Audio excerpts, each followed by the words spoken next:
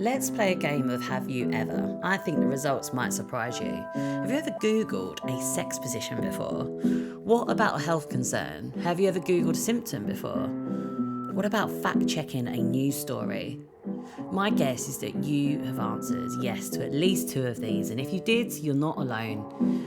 When people have worries, a question, or simply need more information about something, they turn to Google. It's a private space that offers anonymity, and they get immediate answers. So people trust it with questions that they don't always share with other people, whether that's in person or online. It's not just those private personal queries that we turn to Google for. There are constant triggers that make us search. We might have heard some news on the radio or seen a debate on morning TV, gained a recommendation from somebody on social media, or heard a rumour from a friend.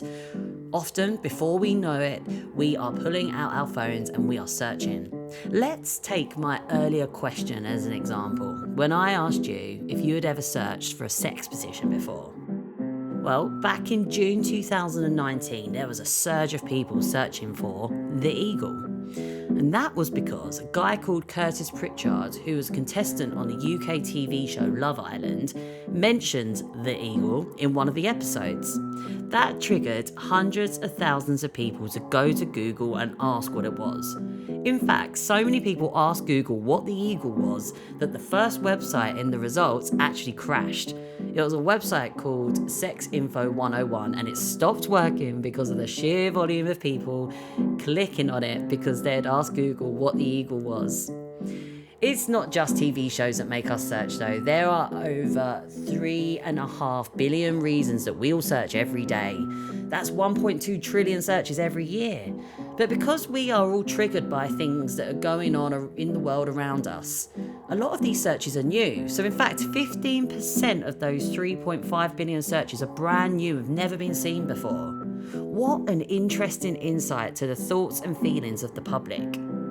Seth Stephens-Davidovitz, a former Google data scientist and author of an amazing book called Everybody Lies, he once said, Google searches are the most important data set ever collected on the human psyche. And he's right.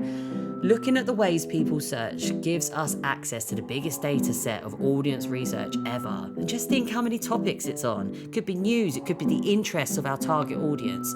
I guarantee there is insight in search data no matter what vertical you work in. This research method is called search listening, and it's fast becoming the most insightful data set on the public.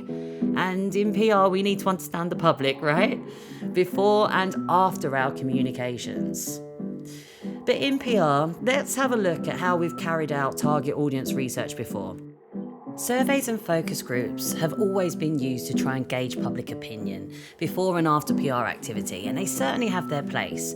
However, we know that the audience size can be small, and if we're honest, they can be biased to the person or the organisation asking the questions. Search listening, on the other hand, is an observed form of research. So people are searching because they genuinely want to know that information, not because they are being asked for their opinion. Of course, social listening is a huge part of research before and after communications too.